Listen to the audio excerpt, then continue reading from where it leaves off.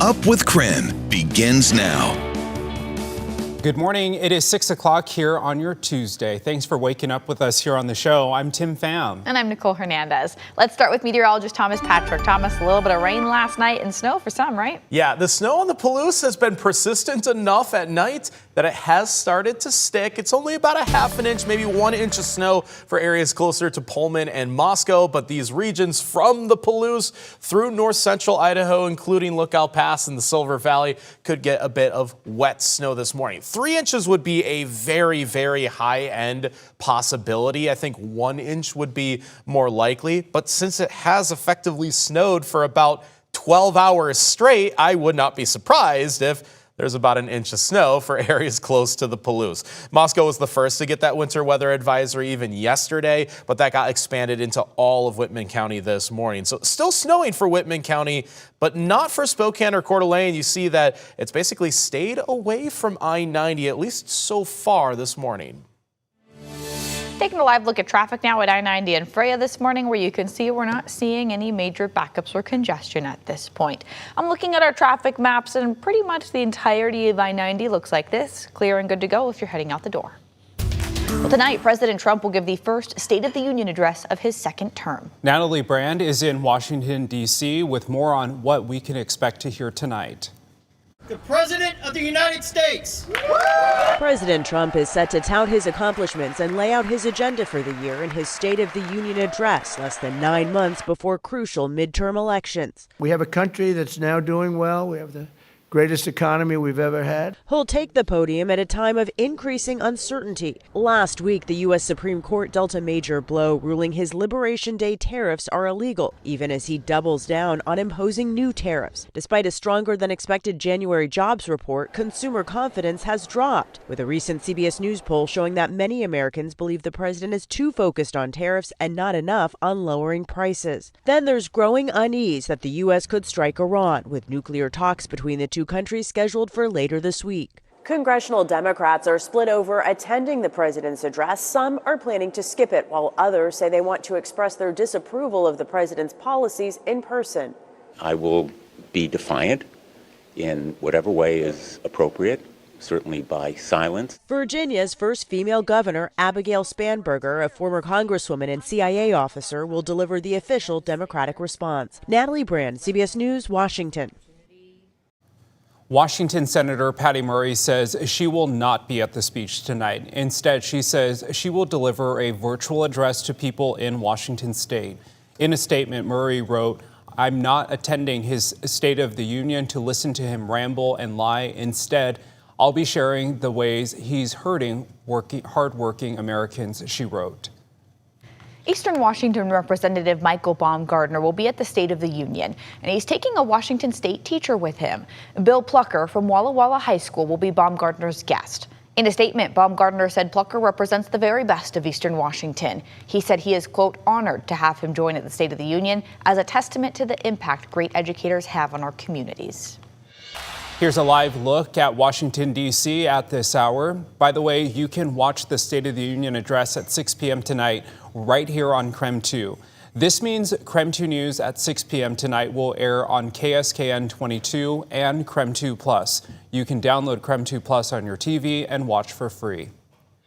Your news time now is 6:04. New video this morning from Puerto Vallarta showing the chaos and the damage there after the killing of a major drug cartel leader. This morning, we are learning more American citizens from Washington and Idaho are currently stuck in Mexico. This area is a popular tourist destination, and now many travelers are trying to figure out how to get back home. Several airlines have suspended flights to Puerto Vallarta and Guadalajara. Many of the routes will not resume until tomorrow. Our resort ran out of food yesterday. We had breakfast at 9, and then by 12, there was actually no food. I think we probably could have made it stretch maybe 2 days. I think we had a total of maybe four pieces of pizza left over and a couple of bananas and a couple of limes and maybe a half bag of chips. Well, as tourists wait to go home now, the U.S. State Department says U.S. citizens should continue sheltering in place in areas of Mexico that are back to normal. Tracking today, the Spokane County Medical Examiner will give an overview of 2025 overdose data to county commissioners.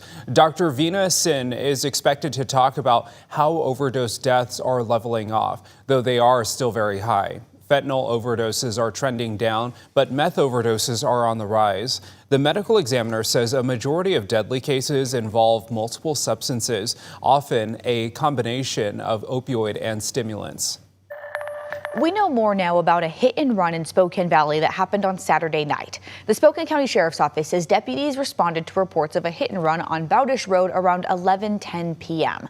The Sheriff's Office says they found the suspect's vehicle about 10 minutes later on East Valleyway Avenue and North Raymond Road. They say the suspect held a gun to his own head and told deputies to shoot him. Despite trying to de-escalate the situation, the Sheriff's Office says he shot himself.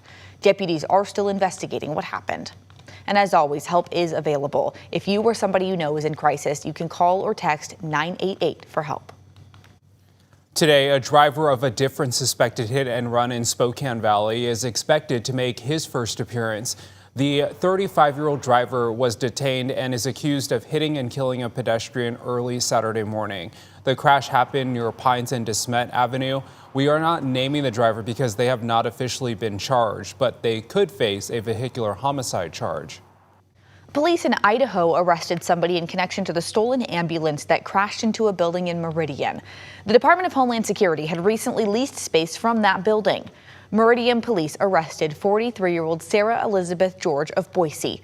Police say George drove the ambulance into the Portico North building near St. Luke's Hospital.